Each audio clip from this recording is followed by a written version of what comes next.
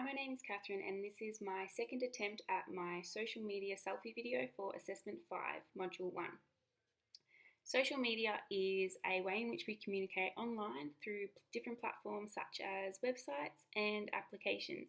Some of the characteristics of social media include the ability to create profiles, the ability to upload and share content such as images and videos, and also the ability to interact through commenting, liking, and sharing.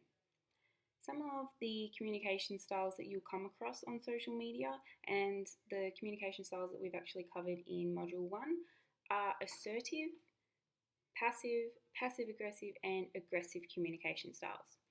Someone with an assertive communication style is someone who is able to openly express their opinions and their needs.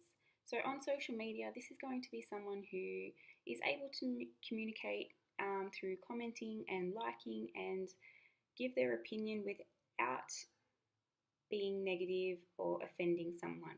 So this person is very neutral, whereas an aggressive communicator is someone who comes across as being very demanding, rude, and opinionated. So this is the type of person you're going to see on social media who is probably leaving unnecessary comments, rude, possibly using bad language, not very necessarily the nicest type of communication style. And also passive. So passive communication is when someone is not really able to communicate face to face. They're very much a reserved person, a sit back person, not really able to communicate their own needs. So this person on social media is someone who sits back, doesn't necessarily comment or share or like or offer their opinions. They're very neutral. They're very sit back and observe.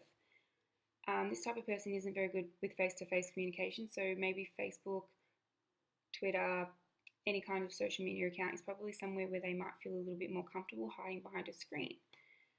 So some of the issues that may arise with social media, and in particular in a childcare setting, are privacy. So when it comes to privacy and using social media, we need to make sure that we are following privacy and confidentiality policies and procedures to enable us to use social media without obviously breaching privacy and confidentiality laws or policies. So when we're posting on social media, we need to make sure that we have permission to post if the content has something to do with a child, maybe a photo or a name. Also, another issue that may arise with using social media in a childcare setting is professionalism.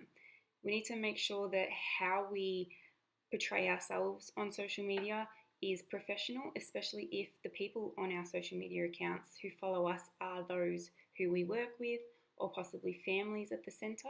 We need to make sure that we are being professional.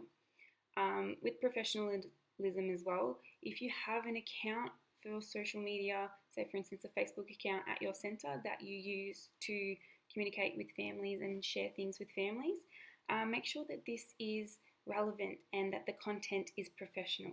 So you're not posting things such as Friday night with the girls after work, had a very stressful week. That's not something that is professional and it's not relevant to the care of the children at the centre.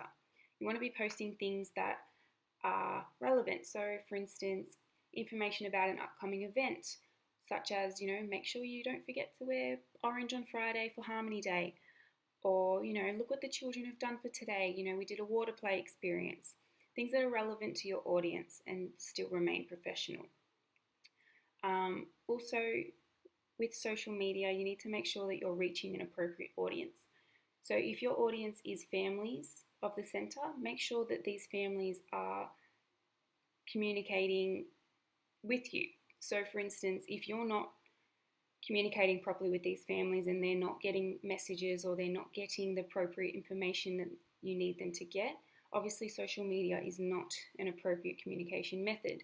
Some parents don't have social media, some parents maybe have language barriers, and so you need to make sure that you are accommodating all families' needs so that communication is given to them and not just relied on through social media. I hope I've covered everything and thank you so much for watching.